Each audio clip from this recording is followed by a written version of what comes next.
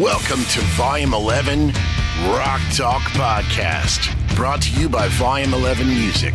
Your hosts, Rich Hoffa, Rick Lawhorn, and Mark Dunn. Rock Talk, Volume 11 Music.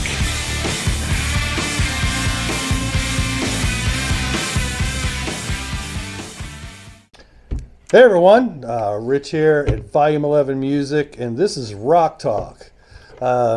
Again, I'm Rich. Rick Lawhorn. Mark Dunn. So yeah, we missed you guys a couple weeks. Things just Not like we're busy or anything. Yeah, we're pretty busy. Things got away from us. Crazy all that stuff. Mark, you've been doing all kinds of stuff. You got some exciting stuff. I'll put you on the spot.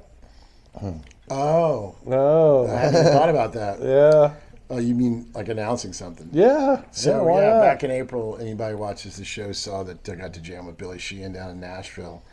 My drummer Trip and I went down there, and my friend Joel Ellis, singer from Cats and Boots, we were all playing, and had a great time, connected with Billy, and stemming from that, we're actually working on a record. So you're the first to hear it here. Yeah, that's awesome, man. Yeah. Congratulations. Thank you. It's, It's surreal doesn't quite describe it. But Yeah, it's that's awesome. we're 3 songs in. Billy's in Europe right now.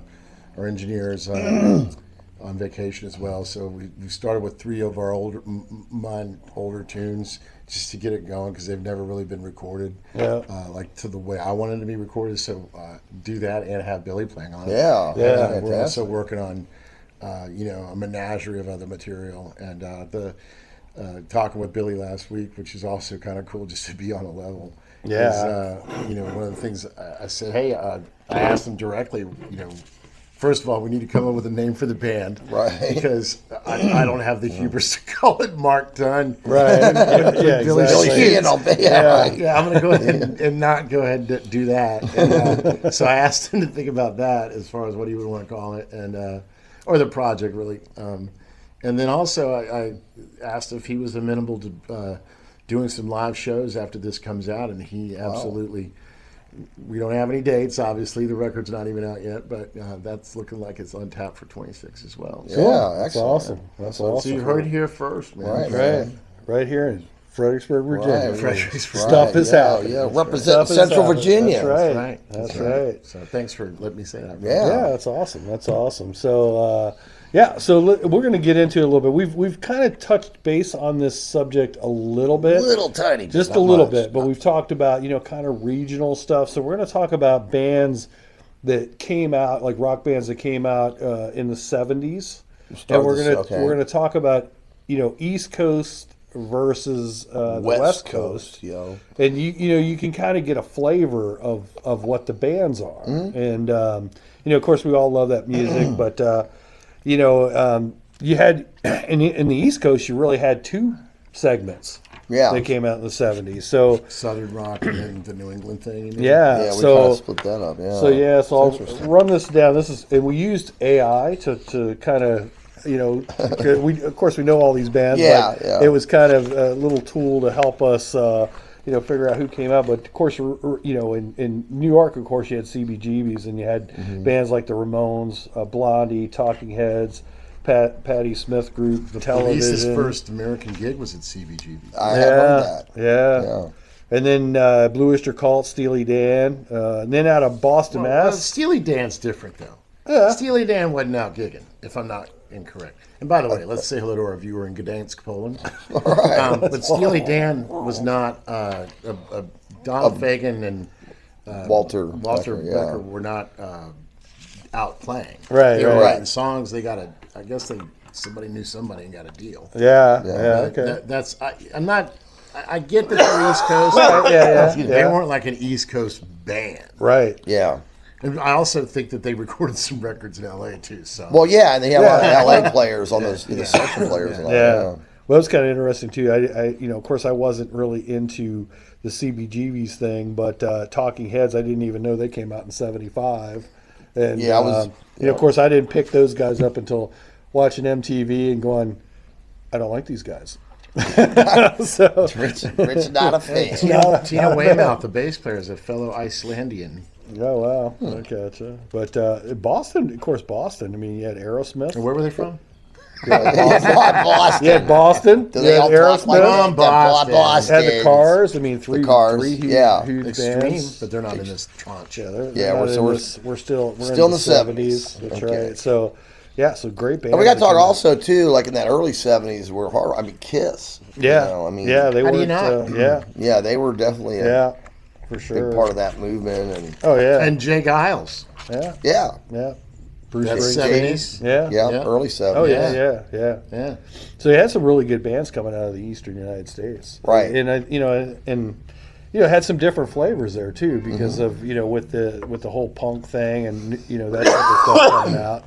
And then of course we talk about it a lot too. You got the the whole Southern Rocks thing that came out too. So you get the Southern Rock stuff. I mean, we've talked about these bands. I mean, Leonard Skinner, Allman Brothers, Marshall Tucker, Charlie Daniels, the Outlaws. Yeah, Outlaws, Blackfoot, Molly Hatchet, Blackfoot. 38 Special. And I heard the 38 Special is coming out with a new record. I have heard that. Yeah. I just seen the blurb and I didn't dive into how many original members there were in Don it. Barnes. I was gonna say I think it was just Don one? Barnes, if I'm not mistaken. Okay. Yeah. But Bobby Capps is wonderful. Has been with him for a long time. Yeah. They have a new guitar player, Danny Chauncey, a good friend of mine, who replaced Jeff Carlisi. So Danny was with him from like '88 to 5 years ago. Yeah. And the bass player retired and then passed away a number of years back. Yeah.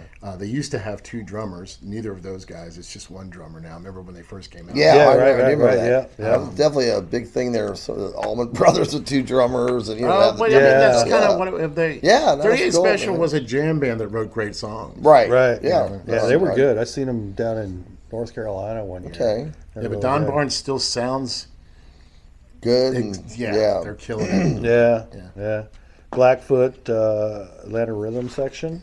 Oh yeah, Atlanta Rhythm The band Section. called Wet Willie I've never heard of. Well, You that's know who Wet Willie that's is. Elvin Bishop. No, that's That was in there. I didn't know if Elvin Bishop. Yeah, was in Elvin that. Bishop was in that. But, what's the singer's name that played harp with Jeff Beck?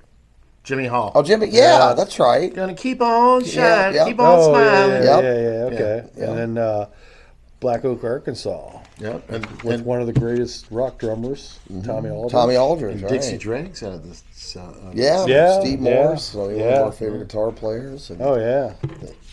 so yeah, a lot of. But it's interesting when you kind of say, all right, East Coast, but then like you said, that northern part of the East, and then the southern. Yeah. because there's some different flavors going on there. Yeah, Which well, is, that's the thing when I looked at this. I mean, the East Coast had a lot of different things going on. Mm-hmm. I mean, you had the Blondie and the Ramones. Yep, the new and wave things like punk that. kind of Then you had vibe. Aerosmith in Boston, and then you had the whole Southern rock. That's kind of a big thing. I mean, there's tons of Oh, I Southern Is agree. ZZ Top yeah. and Southern Rock in general? That's I've had that debate with a hand, and it's an interesting because you can go either way. I love the Southern rock. I love ZZ Top because it does have a southerny vibe, but it's still southwestern. It's still Southern it's rock that with Texas muddy thing. sand. It's a Texas. It's a Texas Texas blues thing, rock. yeah, It's, yeah. You're it's right. got its own thing. right. Yeah. It's And like- that was another thing too. Is like we always talk about so much music today is I think's melted. 'Cause Yeah. it's just. But we had so many different areas. Flavors it was and so areas, regional yeah. back then, and fully agree on that. and then, like Tres Hombres from Right. ZZ Top, which I love. I've listened to Ridiculous that album. I mean, it's one that has Lagrange on, and I've heard that thing a million times. It's one of my favorite albums. That's Texas, you know. I mean, that's. yeah. I mean, when you hear that album and you look at the pictures of them, and they got Mexican food, they're drinking beer, and they got barbecue sauce everywhere on the inside sleeve. right. That's definitely not a West Coast, real California kind of a thing, but it's not really East Coast either. It's its Right. own little entity there at that whole Oh, it is. It's weird Southwest thing. Texas. They recorded that album in Memphis. Yes, I did hear that years ago. Yeah. Terry Manning, I think, Right. was the producer. Yeah. Yeah. And El Loco, I think they did. El Memphis. Loco, yeah. And Yeah. DeGuelo. I think Wow. all three of those. Okay. Because I remember Terry was the guy that brought in the vocal stuff that Billy started doing those effects that were brand new. Yeah, they were Yeah. new at that time. Yes. But I was just curious. If Can we say they're an honorary Southern rock? That's what I'm asking. right, It's like, yeah. you know, Well, I think they they didn't do nothing without a drawl. Yeah, right. Yeah, that's well, true. Yeah, definitely. Some Southern, but it was their own flavor. It's its own flavor. It's kind of like North Carolina barbecue versus Texas. You know what their barbecue. genre is? Their genre is that little old band from Texas. Little old band from Texas. That's right. Yeah, and then California. Stuff. California. They Eagles, the Doobie Brothers, Fleetwood Mac, Fleetwood Mac's really more of Britain, though, wouldn't you say? You definitely have some British They were a American, British band, but British American, but the I first guess wave of it was British. Yeah, and then Little Feat, Ambrosia. Ambrosia? Yeah, that's what they put on here. Are they yacht rock officially? I don't know. No, they had great vocals and I stuff. thought it was a picnic dessert. Yeah. Yeah, and then you had the Bay Area. Of course, I guess Santana. Journey. Journey, Grateful Dead. And again, this is still 70s we're talking here at the moment. Yeah, the Not Tubes, even really. Van Halen, the Runaways. Not out of the Bay Area. That's what it says. It's wrong. But no, I know it's in Pasadena. Okay. Yeah. That's not the chat GPT. That's the C-hat GPT. Yeah. And if you go back to like real early set, like you said, Eagles, and you had Linda Ronstadt, Jackson Brown. You had that whole like singer-songwriter kind of movement there before it got into the later end of things. The Eagles were her band. Yeah, right there. Yeah. And then you had the Pacific Northwest. You had Hart, yeah. Hendrix. So like late 60s. He died in the 70s. Yeah. Hendrix, Jimi Hendrix. Yeah. So I mean, a lot of really good music, and I think that of course the East had a lot. I think it had more flavor to it than. I mean, great bands in the West, but not quite You as also many had a lot flavors. of solo guys coming out of the West too, like Boz Scaggs. Right. Yeah. You had Eric Carmen after the Raspberries. Right. Did All by Myself. Yeah. It's almost like the left coast back then in the 70s is what Nashville has been for the last 20 years, which is promoting singular artists. Right. And there was a ton of that out of LA and the Right. Half my brother's albums were a dude or a chick. Yeah. Linda Ronstadt, Nicolette Larson, Gary Wright. Yeah. So it was a lot less bands, I think, compared to the East Coast. Yeah. But the bands obviously were there, but of note. But then you had two, and I didn't investigate it, but you had the central Midwest. You had Detroit, Chicago. You had Ted Nugent, Bob C. He's really the '60s. Yeah, I know. Yeah, the Amboy Dukes. Yeah. So you had there wasn't quite as many coming out of the Central as the other East and West. I agree. All the Motown came out of there, though. Yeah, oh yeah. There's no. I mean, right. I'm not going to say that as a general statement, but if you think about African American R&B and the development of them in the music world, it's that Detroit is this central planning. Obviously Motown, big part of that. Yeah, but I mean the biggest takeaway. I mean all these bands, of course, they're iconic to begin with, but they all really had their own sound. Right. And it was. I mean, Southern rock was Southern rock, but each one of those bands I've argued this. Sounded the same. They didn't sound the same. I said because I love Southern rock. I make no bones about it. And like Skynyrd is different from say like Marshall Tucker Band, which is a little more country flavored, I think, for the most part. Yeah, right. Or Molly Hatchet, more of a harder driving Southern rock sound. And Molly Hatchet was a blues band. Yeah, hard driving. All of them are really. Right. You can make Molly that Hatchet was a blues band. Hard driving, bluesy, southerny rock and roll, and I like it. But that's the whole thing. Is I think all these bands really, they had their own unique style and sound, and I think the only thing that's kind of, I think from where they are, the music is kind of a little close, but it's still they have all their own flavor. You can also hear back then when, and I still think it's true today, but I don't think as much on an identifiable level. When somebody produced a record, regardless of the genre, they left their stamp on it. Yeah, for sure. Yeah. Like Todd Rundgren, for example, or of course George Martin. He got into producing things after the Beatles, and it just sounded like them. Yeah. So regardless of East Coast, West Coast, it was also producing. Producer, yeah, for sure.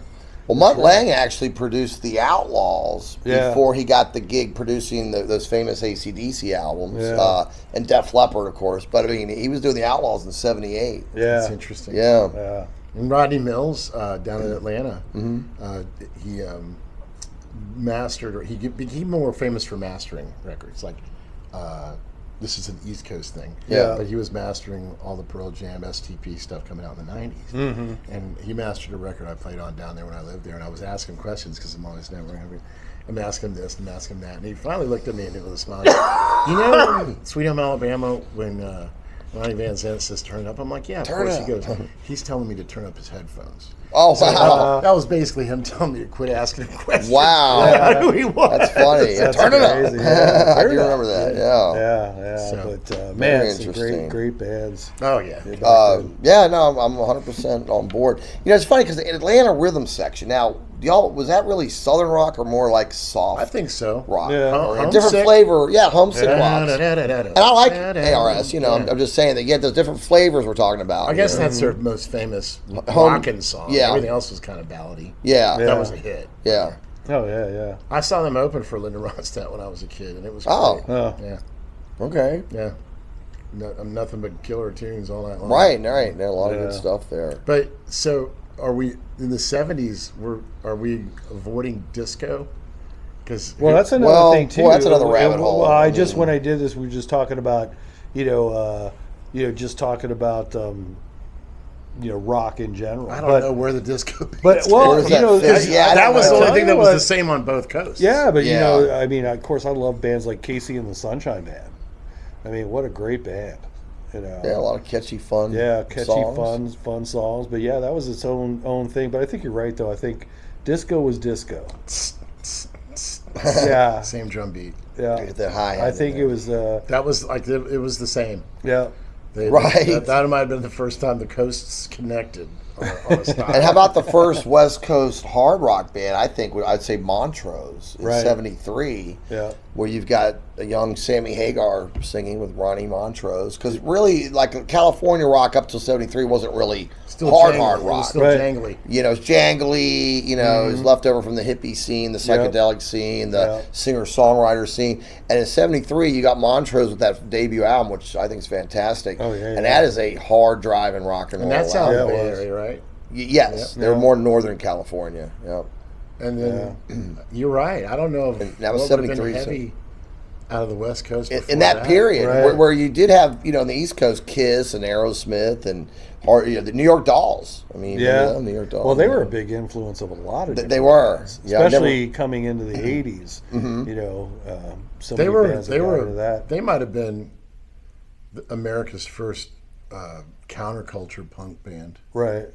Maybe. Okay. When you think that became yeah. of note. Right. God knows Yeah. there's thousands of counterculture punk bands. Right. That was like, the New York Dolls, people knew who they were whether they had heard them or not. Yeah. Right, You know what I mean? Right. Kind of like But almost punk, but almost glam at the same time. Well, they were- you know what I mean? Yeah, Like just how they very mixed the glam. punk that and was the the glam shtick to thing. go Yeah, and right, drag. exactly. Yeah. Yeah, they were They influenced very Kiss into looking at They doing did. Yeah, they did. And that They was did. early '70s, I Yeah, believe. they were So influenced of Twisted Sister. Twisted as well. Sister, yeah, a lot Yeah. of the East Coast rockers. Oh yeah, for sure. Interesting. Yeah. But I would tell, to cap it though, if you look at the era and you look at the time, popular modern rock music was still relatively young. Young, Right. So yeah. was the recording process. Yeah. Right. And when I talk about the producers, and I think it's just the geographic not sharing of musical influence. Yeah. Yeah. Because Steely Dan doesn't sound like any of them. No, they're Right. in their own thing, Right. really. I but, mean, but you can demarcate like stuff that was coming out of the West Coast Yeah. and Yeah. the East Coast. I mean, and go back to the '60s, like the Beach Boys. As far as West Coast, the whole surfer vibe. Even though I think only one of them actually surfed. I think I Right, remember reading yeah, that years right, ago. right, yeah. But I mean, it was definitely a West Coast sound, right? I mean, it's not really a. Oh yeah. I yeah. would say, Yeah, and that for sure. kind of. well, it's Brian Wilson and the topic of surfing, which was invented in Huntington Beach. I mean, it's Right. intrinsic to the era, Right, exactly, and exactly. the Yeah. song structure. But Yeah. you also had a lot more Beach Boys wannabes. That's Jan and Dean. Jan and Dean, yeah. All sorts of stuff. Yeah, that's interesting. Did we leave out the central United States? Because I don't Nah. remember any bands coming out of the middle of the United Black States. Oak, Arkansas. Well, Black came Oak, out of Arkansas. yeah. Arkansas. But Ted Nugent. How about but that was- Cheap Trick in the late Chicago. '70s? There was Yeah. Chicago. Chicago? Okay, yeah. They came out of there. Yeah, but I'm talking about REO Speedwagon. But I guess it was probably too that Central was country, with Tennessee and those. We got two types of music on here. We got Country and Western. Country and Western. We got them both. That's right. And we love them both. But also, you talk about the different areas of the country. Yeah. What you're bringing up kind of validates what we're talking about. Yeah. Because that in the Dust Bowl, it was a different animal. How about Kansas? I mean, they're Right. Kansas, right. but they were they were from They Kansas. were from Kansas. That's right. Yeah, they Right, really yeah. were truly from Kansas. I'm right. a big Kansas fan there. Yeah. And Yeah. that goes back to the early 70s. I mean, I think their first album came out in 74, but they had got signed by Don Kirshner Oh, yeah, 72. Horrible record deal. They made virtually no money, from what I understand, on the publishing. That they got ripped off pretty bad, unfortunately. Wow. And as many of the bands Many did. bands did back Because there's then. no business like show business. Right. So Right. is Tom Petty East Coast or West Coast? Well, he's I don't know from where Tom Petty Florida came out. originally. Right, He's but from he Florida, recorded all but he those recorded, tunes, though, yeah. right? Right. That's a good point. You got Well, I people that mean, maybe started on one end. but did he, come out of Florida and then move to California to make it? No. Well, I Did think he make he it? got Did he- signed and then So- left. yeah, Get I signed think so and then moved? too. I think Okay. so. Okay, so he's an East Coast guy. Or he might have gone out there. It might have been like at the same time. Yeah. But that's an interesting because his music was roots and rock and So Yeah. he's got an East Coast flair with a West Coast producer. definitely a Dylan kind of not just the singing And the style, birds but and yeah. Right. loved all that stuff. So yeah, I don't know. It's interesting. Yeah. I guess you can throw him in Southern Rock if he's from Florida, right? Yeah, In the same right. state as Well, Molly but he- Hatchet and but he really Leonard wasn't Skinner. Southern Rock, But though. not He was- sonically. No, But right, actually, right. and I think here's where do we have any recordings of him before he got produced from California?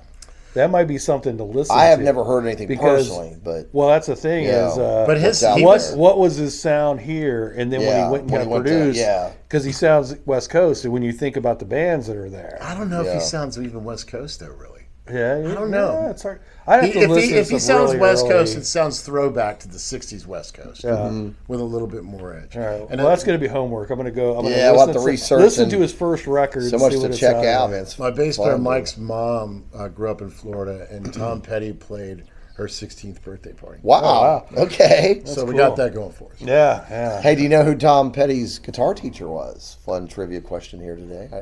No. Don Felder of the Eagles. Oh, So cool, Don's cool. from Florida. Yeah, Don was a guitar teacher in the late 60s. Okay. Was Tom's guitar teacher. And then he moved out in the early 70s to the West Coast, did a lot of session work. Yeah. And then, caught the ear of the guys in the Eagles. Caught the ear Okay. and the eye. And the eye, yeah. Yeah, right. And obviously joined the Eagles there a few albums into their career. But yeah, he was actually Tom's guitar Interesting. teacher. That's Yeah, cool. true story. Yeah. Oh, That's it. and Steve Miller out of Chicago. Oh, yeah. Yeah. That's Forgot about so- that. All right, well, that Interesting. wraps up this episode. Okay, so that's of 70s Rock era, Talk, yeah. 70s era. Where are you guys Yeah. playing at this weekend? I'm in Virginia Beach Friday at the Old Beach Tavern with the band. Cool. Playing some rock Okay. music. So Friday, which should be October 10th, that's Haley Cactus. Roth's birthday. Oh, Diamond Dave. Wow.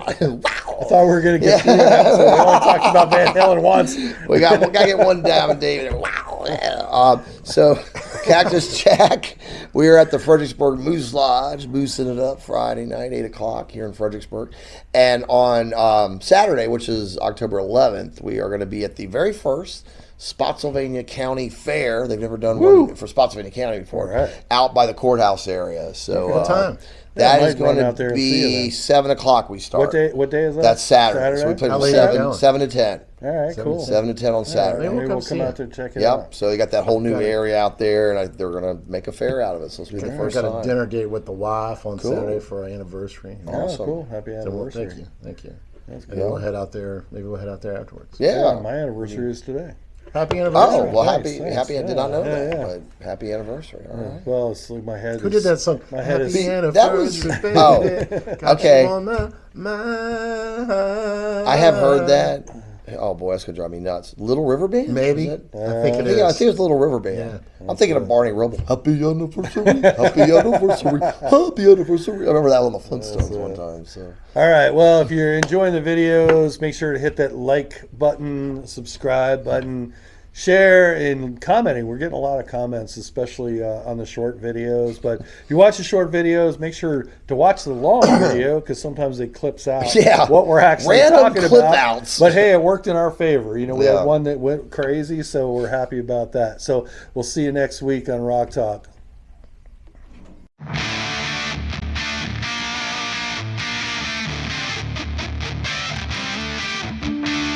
This has been an episode of Volume 11 Rock Talk Podcast, brought to you by Volume 11 Music.